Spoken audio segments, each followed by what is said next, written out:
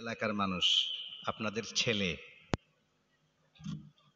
বিভিন্ন জায়গায় মোটামুটি সারা দেশে, চট্টগ্রামের ওদিকে যাওয়া হয় নাই, মোটামুটি সারা দেশে বক্তা হিসেবে যাই, কিন্তু এলাকার মানুষদেরকে শোনানোর সৌভাগ্য হয় না।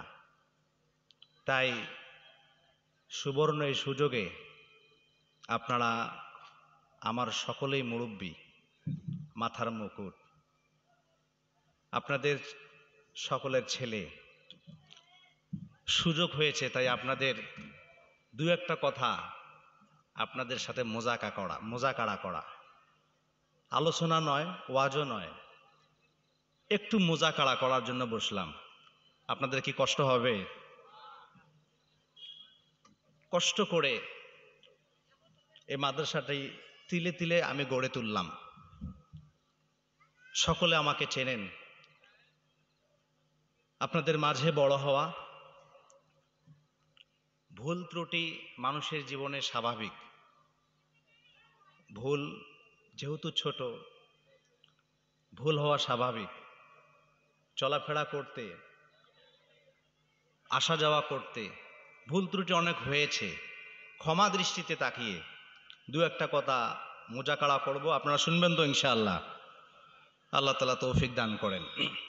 আমার এখানে কথা বলার কোনো যোগ্যতা নাই। এখানে এমনও মুরব্বী আছে যাদের পায়ের জুতার টানা বহন করারও আমার যোগ্যতা নাই, কিন্তু তারপরও আপনারা তো আমার সকলে আমার মুরব্বী, সেই হিসেবে আপনাদেরই যেহেতু সন্তান, সেই সাহসে এখানে বসা। বুঝছেন তো কথা না? সেই সাহসে বসা, আর কিছু না। আল্লাহর ওয়াস্তে দুই একটা কথা ইনশাআল্লাহ।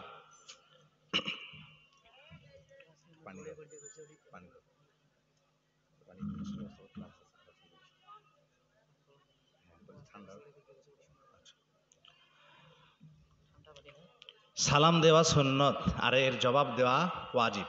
যেহেতু মাহফিল আমরা বেশি দেরি করব না, যেহেতু ফজরের নামাজ পড়তে হয়, কষ্ট হয়, 11:30টার দিকে মাহফিল শেষ হবে। আমি এই 20-25 মিনিট আলোচনা করব, তারপরে প্রধান বক্তা আসবে ইনশাআল্লাহ। সমধুর কণ্ঠে কোরআনের বাণী ইনশাআল্লাহ প্রধান বক্তা শোনাবেন। এদিকে উনি এখনো আসে নাই, ইনশাআল্লাহ আপনাদের মন ভরে আলোচনা করবেন, তৃপ্তি হয়ে যাবে ইনশাআল্লাহ। এই জাস্ট 25-30 মিনিট আপনাদের আমি শোনাচ্ছি। তো সালাম দেওয়া সুন্নত, এর জবাব দেওয়া কিন্তু ওয়াজিব। কোটি কোটি সুন্নত একত্রিত করলেও মানুষ সারা জীবন, জন্ম থেকে নিয়ে মৃত্যু পর্যন্ত যদি সুন্নত আমল করে, তারপর একটি ওয়াজিবের সমতুল্য হবে না। বলেন সুবহানাল্লাহ। সালাম দেওয়া সুন্নত আর জবাব দেওয়া হলো ওয়াজিব। আমি সালাম দিয়েছি, মোটামুটি ঠান্ডাও কিন্তু আজকে বেশি লাগতেওছে না, কিন্তু এর জবাবটা ওয়াজিবের মতো করে হলো না। কথা বলেন ঠিক কি না? সালাম দেওয়া সুন্নত আর এর জবাব দেয়া ওয়াজিব। তো ওয়াজিবের মতো করে পাওয়ার দেখাতে পারবো তো ইনশাআল্লাহ? আরেকবার সালাম হবে, লক্ষ কোটি সুন্নত মিলে ওয়াজিবের যেহেতু সমতুল্য হয় না, এজন্য ওয়াজিবের পাওয়ার দেখায়া আমরা সালামের জবাব দেব। রাজি আছি তো ইনশাআল্লাহ? আসসালামু আলাইকুম ওয়া রাহমাতুল্লাহি ওয়া বারাকাতুহু। যদিও মনে হচ্ছে সামান্য কিছু খড়কুটা আর সেরাফাড়া কিছু সামিয়ানা, এটা কি জান্নাতের বাগান হতে পারে? অনেকের সন্দেহ হতে পারে, কিন্তু আমি বলতেছি, আল্লাহর কসম করে বলি, খোদার কসম করে বলি, আল্লাহর নবী বলছেন এটা জান্নাতের বাগান। সুতরাং দুনিয়ার সব মানুষকে মানতে বাধ্য থাকতে হবে, এটাই হলো জান্নাতের বাগান। কথা বলেন ঠিক কিনা? যারা রাস্তায় আছেন, যারা বাড়িতে আছেন, এখনো ঘুমিয়ে আছেন, কাতার তলে লুকিয়ে আছেন, তারা জান্নাতের বাগানের বাইরে আছেন। কথা বলেন ঠিক কিনা? যারা প্যান্ডেলের ভিতরে আছে, নিশ্চিত জান্নাতের ভিতরে আছে। ঠিক না বেঠিক? আমি কিন্তু আপনাদের সন্তান, এই জন্য আমি জানি আপনারা রাগ করবেন না, এই জন্য আমার মনের মতো ভাবে আপনাদের সাথে মুজাকারা করতেছি। কষ্ট নিবেন না তো ইনশাআল্লাহ? রাস্তাঘাটে যারা আছেন, প্লিজ ভাই দয়া করে মাহফিলের এই সম্মানটুকু বজায় রাখেন। এটা কোরআনের সুন্নত, এটা কোরআনের মাহফিল, কোরআনের যেখানে আলোচনা হয় সেখানে দাঁড়ায়া থাকাটা বেয়াদবি। এই জন্য অনুরোধ রাখবো ভাই, হাতে ধরি পায়ে পড়ি, মাহফিলটাকে আপনারা একটু সুন্দর করেন, পরিবেশটাকে ঠিক রাখেন ইনশাআল্লাহ। আল্লাহ তাআলা এই কোরআনের মাহফিলকে সম্মানের বদৌলতে আপনাদের ঘরের বিপদকে মুক্ত করবেন, বলেন আমিন। ঘরের অভাবকে দূর করবেন, বলেন আমিন। যারা রাস্তায় দাঁড়িয়ে আছেন প্লিজ ভাই বসে যান। কোরআনের এই সম্মানের কারণে আপনার ছেলে সন্তান নাই, আল্লাহ তাআলা জাস্ট এই সম্মানটুকুর জন্য ছেলে সন্তান দিতে পারে। কি কথা বলেন, ঠিক না বেঠিক? যাদের মেয়ে সন্তান নাই ভাই এই নিয়েতে বসেন, আল্লাহ কোরআনের মাহফিলকে সম্মান করলাম, আল্লাহ আমার একটা মেয়ে সন্তান দিয়ে দেন। আল্লাহ তাআলা এতটুকু সম্মানের বদৌলতে মেয়ে সন্তানও দিতে পারে। কি ঠিক না বেঠিক? আর ভূমিকা নয় ভাইয়েরা, প্লিজ দয়া করে বসে যান ইনশাআল্লাহ। আলহামদুলিল্লাহ, আলহামদুলিল্লাহি ওয়া কাফা ওয়া সালামুন আলা ইবাদিহিল্লাযীনা ইসতাফা। আম্মা বা'দু ফাআউযু জিব বিসমিল্লাহির রহমানির রহিম। আল্লাহু লা ইলাহা ইল্লাহু ওয়া ক্বালা আল্লাহু তাআলা নাজআলহুমা তাহতা আকদামিনা লিয়াকুনা মিনাল আসফালিন। قال النبي عليه الصلاة والسلام الصلاة عماد الدين فمن أقامها فقد أقام الدين ومن هدمها فقد هدم الدين. صدق الله العظيم وصدق رسوله النبي الكريم ونحن على ذلك من الشاهدين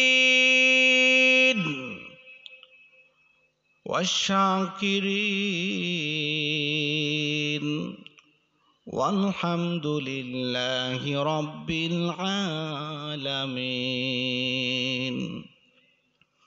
मैं अपने सारे गुनाहों पर शर्मिंदा हूँ, जो उड़ न पाए फिसों में मैं वो परिंदा हूँ।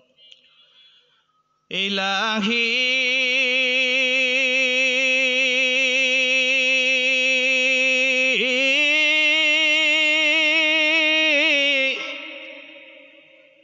इलाही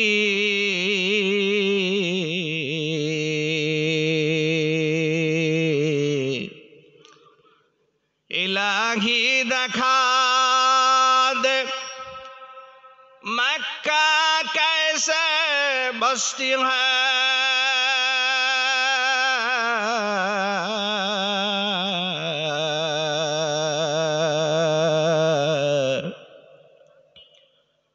इलाही दिखा दे मदीना कैसे बसती,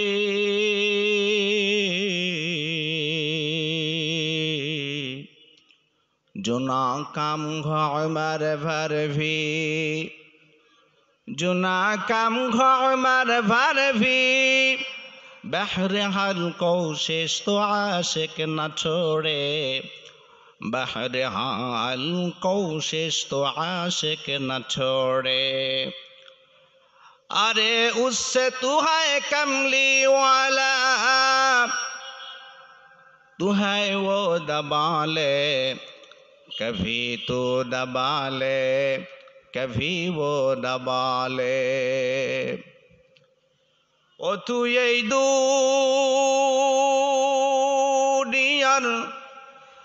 মায়ায় পড়ে করছো কত বাহানা, এই যে নয় তোর আসল বাড়ি, কবর যে তোর আসল ঠিকানা। ভাই বেরাদার যারাই ছিল,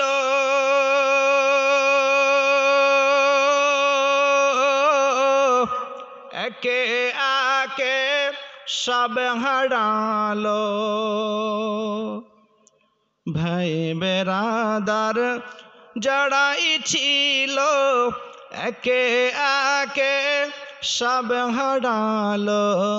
তুমি আমি কেউ রব না, তুমি আমি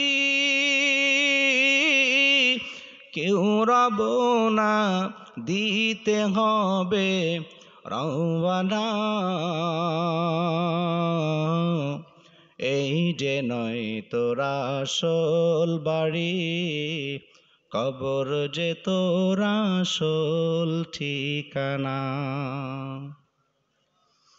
আলহামদুলিল্লাহ, আল্লাহ পাকের দরবারে লাখো কোটি শুকরিয়া। ঠান্ডার সিজনে জান্নাতের বাগানে বসার তৌফিক দান করেছেন, এই জন্য প্রাণ খুলে বলি আলহামদুলিল্লাহ। ভূমিকা আর লম্বা নয়। আল্লাহ পাক রব্বুল আলামিন আমাদের সৃষ্টি করেছেন, ঠিক না ঠিক? কোনো সন্দেহ আছে? আল্লাহ আমাদের সৃষ্টি করেছেন, তবে মনে রাখতে হবে যিনি বানায় তার হুকুমও কিন্তু মানতে হয়, ঠিক না ঠিক? মোবাইল যিনি বানাইছেন যেভাবেই বানায় সে অনুযায়ী কিন্তু কাজ করে। যদি ওই অনুযায়ী কাজ না করে তাহলে বিজ্ঞান মোবাইলটাকে একেবারে বিনষ্ট করে দেয়, ঠিক না ঠিক? বিজ্ঞানের পৃথিবীর বাঁকা বাঁকা বিজ্ঞানীরা যারা অনেক জিনিস তৈরি করেছেন, আবিষ্কার করেছেন, যাদের প্রমাণ এতটা এতটা কঠোর, এতটা প্রমাণ আমাদের দিয়েছেন, প্রত্যেকটা রাসূলের হাদিস রিসার্চ করে, ব্যাখ্যা করে, বিশ্লেষণ করে জাতির সামনে উপহার দিয়েছেন। আল্লাহর নবী বলেছেন পুরুষেরা এই পায়জামা টাকনুর উপরে পড়বে। পৃথিবীর বিজ্ঞানীরা গবেষণা চালালেন, কেন রাসূল বললেন পায়জামা পুরুষের গোড়ালির উপরে কেন থাকবে? আমার বাড়ির সাথে যে বাসাটা আছে, বিল্ডিং বাসাটা, হ্যাঁ বিল্ডিং বাসাটা বাম পাশে। বিজ্ঞান রিসার্চ করে বাইর করেছেন পুরুষের সব থেকে যেটা বড় শক্তি, সব থেকে যেটা বড় পাওয়ার, হরমোন শক্তি। বিজ্ঞানীরা প্রমাণ করেছেন পুরুষ যদি তাদের টাকনুর উপরে এই কাপড়টা থাকে তাহলে পুরুষের হরমোন শক্তি ভালো থাকে, বলেন সুবহানাল্লাহ। আর যদি এটা নিচে থাকে তাহলে পুরুষের হরমোন শক্তি, পুরুষত্ব শক্তি কমে যায়, বলেন সুবহানাল্লাহ। তাহলে রসুলের প্রত্যেকটা হাদিস বিশ্লেষণ করে আমাদেরকে উপহার দিয়েছেন বিজ্ঞান, বলেন সুবহানাল্লাহ। আল্লাহ পাকের এই হাদিস, আল্লাহ পাকের এই কথা, রসুলের এই হাদিসগুলো যুগে যুগে প্রমাণ হয়েছে একমাত্র বনি আদমের মানুষের উপকারার্থে। কি কথা বলেন, ঠিক না বেঠিক? সে আল্লাহর পরিচয় আমি দেব, তবে আল্লাহ বলেন মনে রাখবেন যে সন্তান আছে, এই সন্তানগুলো কিন্তু আপনার এবং আমার জন্য আমানত। সন্তানগুলো কি করে এটার জবাব আল্লাহর কাছে আমাদেরকে দিতে হবে। আমার সন্তান সিগারেট খায়, আপনি বাবা, আপনি মা, পূর্ণাঙ্গভাবে হিসাব কড়াই ঘন্টায় আল্লাহর আদালতে দিতে হবে।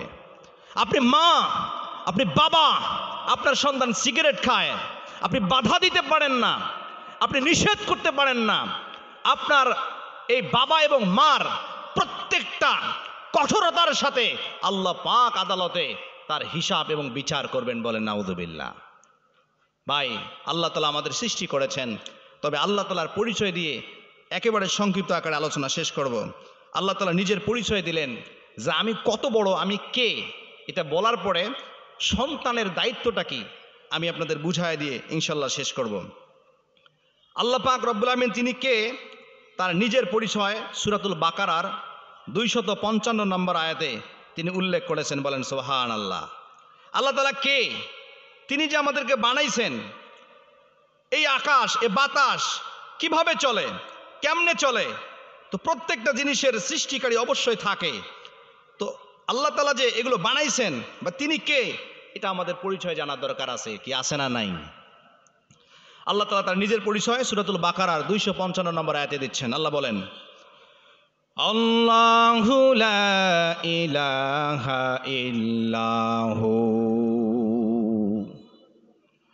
আল্লাহ পাক রব্বুল আমিন বলেন, ও দুনিয়ার বান্দা শোনো,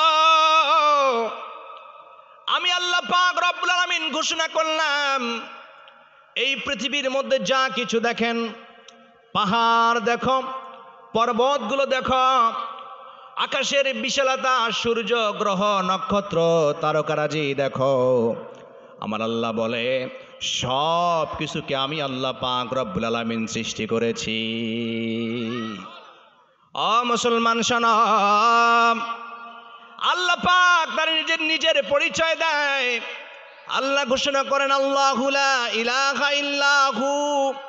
এই দুনিয়ার ভিতরে আমি আল্লাহ ঘোষণা করলাম, এই পৃথিবীর জমিনের ভিতরে আমি এমন এক আল্লাহ, এমন এক সত্তা, যিনি ছাড়া পৃথিবীর ভিতরে অন্য কোনো আর মাবুদ নাই। এ দুনিয়ার মুসলমান শোনো শোনো শোনো, দুনিয়ার ভিতরে এমন একজন নরপিশাচ ছিলেন, যিনি নিজেকে আল্লাহ বলে দাবি করেছেন। নাম শুনেছি, তার নাম ফিরাউন।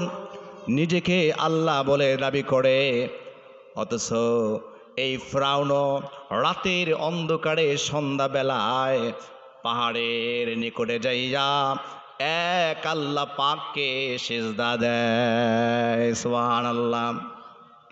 হযরত মুসা আলাইহিস সালাতু ওয়াস সালাম ডাক দিয়ে বলে, আল্লাহ,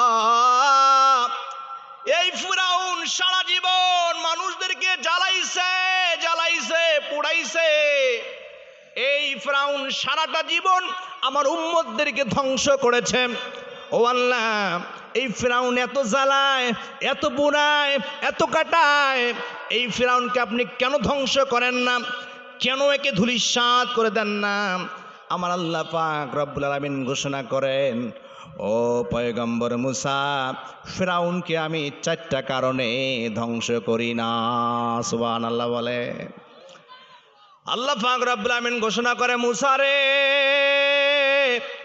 4 কারণে আমি ফিরাউনকে ধ্বংস করি না। 1 নাম্বার হলো, এই ফিরাউন সারাটা দিন আমার নাফরমান করে, মানুষদেরকে নিয়ে সন্ধ্যা যখন হয়ে যায় ওই পাহাড়ের উপরে দেশের মধ্যে গিয়ে সেই ফিরাউন আমাকে নিজে গিয়ে সিজদা দেয়, আর আমাকে ডাক দিয়ে বলে, ও আল্লাহ, তুমি তো জানো আমি ফিরাউন নিজেকে আল্লাহ বলে দাবি করি। ও আল্লাহ, তুমি তো জানো আমি তোর কাছে আখিরাত চাই না, আমি ফিরাউন তোর কাছে দুনিয়া চাই। আমার আল্লাহ তাআলা ডাক দিয়ে বলে, মুসা, সারাটা দিন যখন ফিরাউন আমার নাফরমানি করে, আর যখন সন্ধ্যা হয়, এই ফিরাউন কিন্তু নিজেকে আর আল্লাহ বলে দাবি করে না। রাত্রি কালে আমার কাছে যখন দোয়া করে, আমার কাছে যখন মাপ চায়, এই কারণে আমি আল্লাহ তাআলা ফিরাউনকে ধ্বংস করি না। ও মুসলমান শোনেন, আল্লাহ নিজের পরিচয় দিচ্ছেন। যেই ফিরাউন নিজেকে আল্লাহ বলে দাবি করে, এই ফিরাউন কিন্তু আমাকেও আল্লাহ বলে দাবি করে। বলেন সুবহানাল্লাহ। আর আমি আল্লাহ এমন সত্তা, আমি এমন মালিক, দুনিয়ার ভিতরে ঘোষণা করলাম, চ্যালেঞ্জ করলাম, আনলিমিটেড সারা পৃথিবীর ভিতরে চ্যালেঞ্জ করলাম, এমন কোনো বাপের বেটা নাই, এমন কোনো মায়ের পুত্র নাই যে নিজেকে একমাত্র আল্লাহ বলে দাবি করতে পারে। আমার আল্লাহ তাআলা একজন, ফিরআউন নিজেকে আল্লাহ বলে দাবি করেছে, কিন্তু নিজেকে আল্লাহ বলে দাবি করলে কি হবে? রাতের অন্ধকারে আল্লাহকে সিজদা দেয়। বলেন আল্লাহু আকবার। আল্লাহ তাআলা দ্বিতীয় নাম্বার চ্যালেঞ্জ করলেন। রব্বে কারীম বলে আল হাইয়ুল কাইয়ুম, সূরাতুল বাকারার 55 নম্বর আয়াতে আল্লাহ নিজের পরিচয় দেয়, আল হাইয়ুল কাইয়ুম। ও দুনিয়ার মানুষেরা শোনো, আমি আল্লাহ পাক রব্বুল আলামিন নিজে চ্যালেঞ্জ করলাম। ফিরআউন কেন, সারা দুনিয়ার মানুষেরা তোমরা ভালো করে শোনো, আমি আল্লাহ তাআলা নিজেই 10টা চ্যালেঞ্জ করলাম। এই 10টা চ্যালেঞ্জের মোকাবেলা যে মানুষটা করতে পারবে, আমি আল্লাহ নিজেই ঘোষণা করে দিলাম সেই নিজেকে আল্লাহ বলে দাবি করতে পারে। বলেন সুবহানাল্লাহ। আল্লাহ নিজেই 10টা চ্যালেঞ্জ দিলেন।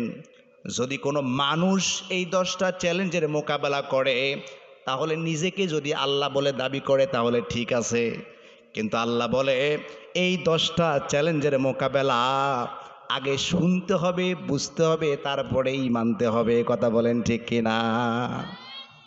আল্লাহ 2 নাম্বার চ্যালেঞ্জ করলেন, আল হাইয়ুল কাইয়ুম। ও দুনিয়ার মানুষেরা, যে নিজেকে আল্লাহ বলে দাবি করবে তাকে হাই হতে হবে। সুবহানাল্লাহ বলেন না, জিন্দা হওয়া লাগবে। বলেন সুবহানাল্লাহ। 2 নাম্বার, নিজেকে আল্লাহ বলে দাবি করবা এমন হতে হবে তুমি জীবনে মরবা না। সুবহানাল্লাহ। ওই যে ফিরআউন নিজেকে আল্লাহ বলে দাবি করেছে, মুসলমান শোনো শোনো,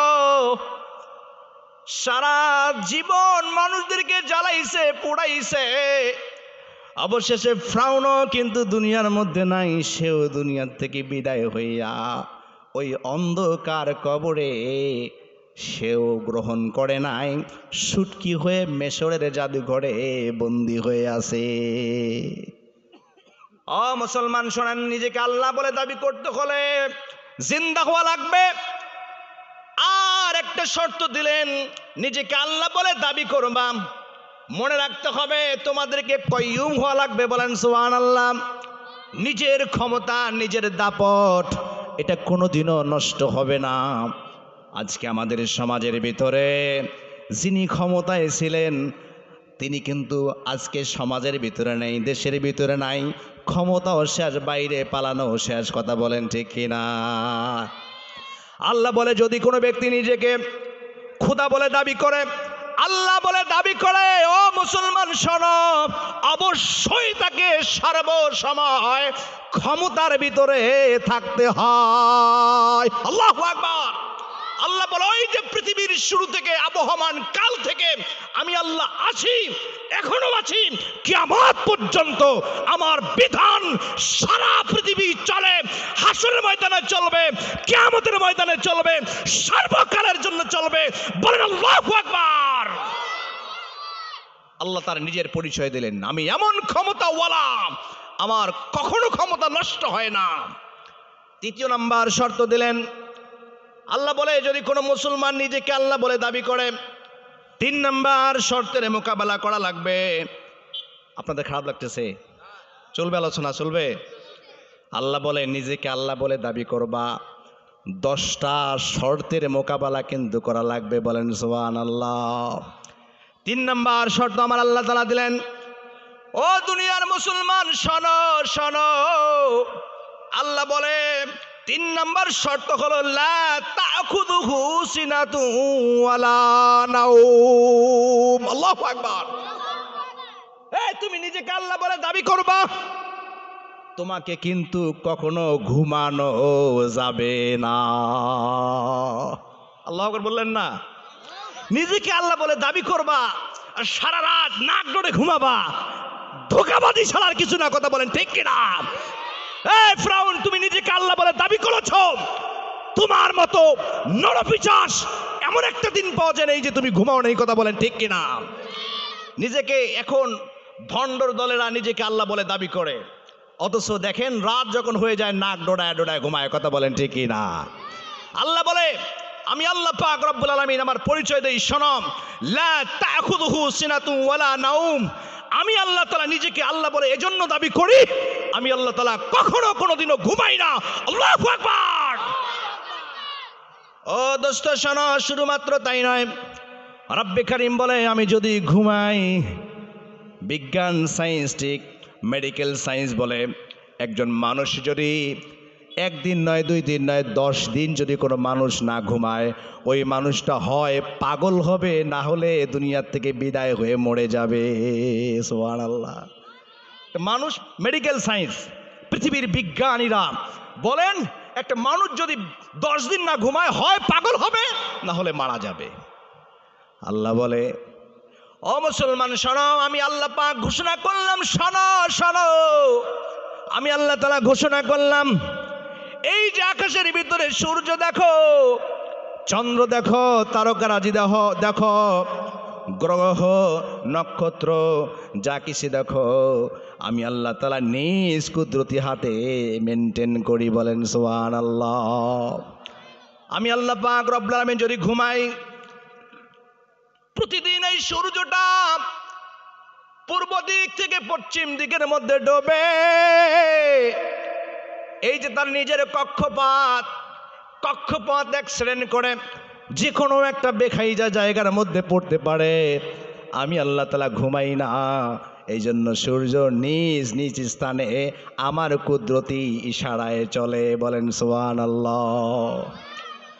ও মুসলমান শোনো, আল্লাহ বলে আমার 3 নম্বর শর্ত হলো পৃথিবীর মধ্যে আমি ঘুমাই না, আমার কোনো ঘুম নাই। 4 নম্বর শর্ত হলো পৃথিবীর কোনো মানুষ যদি নিজেকে আল্লাহ বলে দাবি করে, তাহলে 4 নম্বর শর্তের মোকাবেলা করে তারপরে নিজেকে আল্লাহ বলে দাবি করতে হবে। বলেন সুবহানাল্লাহ। 4 নম্বর শর্ত আমার আল্লাহ পাক রব্বুল আমিন পবিত্র কোরআনের সূরাতুল বাকারার 55 নম্বর আয়াতে ঘোষণা করলেন, লাহু মা ফিস সামাওয়াতি ওয়া মা ফিল আরদ মা যাল্লাযী ইয়াশফাউ ইনদাহু ইল্লা বিইذনিহি। বলেন সুবহানাল্লাহ। আল্লাহ তাআলা বলেন, লাহু মা ফিস সামাওয়াতি ওয়াল আরদ, এই যে আকাশের ভিতরে তাকাও, জমিনের ভিতরে তাকাও, যতগুলো গ্রহ নক্ষত্র, আসমান জমিন যা কিছু দেখেন, এই আকাশ এবং নবমণ্ডল এবং ভূমণ্ডলের মধ্যে যা কিছু আছে, এই সবগুলো আমি আল্লাহ তাআলাই মেনটেন করি। বলেন সুবহানাল্লাহ। যারা নিজেকে আল্লাহ বলে দাবি করো, আল্লাহ পাক রব্বুল আমিন ঘোষণা করে, ও দুনিয়ার মানুষেরা শোনো, এই আকাশের ভিতরে যা কিছু আছে, জমিনের ভিতরে যা কিছু আছে, শোনো, যদি কোনো ব্যক্তি নিজেকে আল্লাহ বলে দাবি করে, তাহলে সবগুলো তাকে মেনটেন করতে হয়। আল্লাহু আকবার। এগুলো কোনো দুনিয়ার মানুষ মেনটেন করে না। আমি আল্লাহ পাক রব্বুল আমিন যেহেতু সব কিছু মেনটেন করি, এজন্য নিজেকে আমি আল্লাহ তাআলা আল্লাহ বলে দাবি করি। বলেন সুবহানাল্লাহ। ও দোস্ত, এক একটা করে নক্ষত্র তারকারাজি কত বড়, সেটা তো আমরা কখনো জানি না, বুঝিও নাই, চিন্তাও করি নাই। আমার আল্লাহ পাক রব্বুল আমিন বলা লাগবে না, পৃথিবীর বিজ্ঞানীরা, নর্থ আমেরিকার বাঁকা বাঁকা বিজ্ঞানীরা, তারা স্কাই সম্পর্কে, আকাশ মণ্ডলী সম্পর্কে তারা গবেষণা করেছেন, এত গ্রহ নক্ষত্র তারা গবেষণা করেছেন। পৃথিবীর জমিন থেকে বিশাল আকাশের এই গ্রহ নক্ষত্রগুলো নিয়ে তারা গবেষণা চালালেন। এই স্কাই সম্পর্কের বিজ্ঞানীরা তারা তথ্য দিয়েছেন, এই পৃথিবী থেকে আকাশের মধ্যে যে সূর্যটা দেখা যায়, এটা হলো পৃথিবী নামক গ্রহ থেকে 13 লক্ষ গুণ বড়। বলেন আল্লাহু আকবার। এই দোস্ত, এই পৃথিবী নামক গ্রহ থেকে যদি এই সূর্যটা 13 লক্ষ গুণ বড় হয়, তাহলে এটা কি কোনো মানুষের পক্ষে মেনটেন করা কোনোভাবে সম্ভব? কি বলেন, কোনোভাবে সম্ভব? আল্লাহ পাক রব্বুল আমিন বলেন, ও দুনিয়ার মানুষেরা, এই যে আকাশের ভিতরে সূর্য দেখো, পৃথিবীর থেকে 13 লক্ষ গুণ বড়। এই সূর্যটাকেও আমি আল্লাহ পাক রব্বুল আলামিন আমার নিজের ইশারায়, নিজের কুদরতি কায়দায় মেনটেন করি। বলেন সুবহানাল্লাহ। আকাশের ভিতরে আর একটা তারা আবিষ্কার করলেন, সেই তারার নাম হলো ইউআই স্কুটি। বলেন সুবহানাল্লাহ। সূর্যের পরে আর একটা তারা আবিষ্কার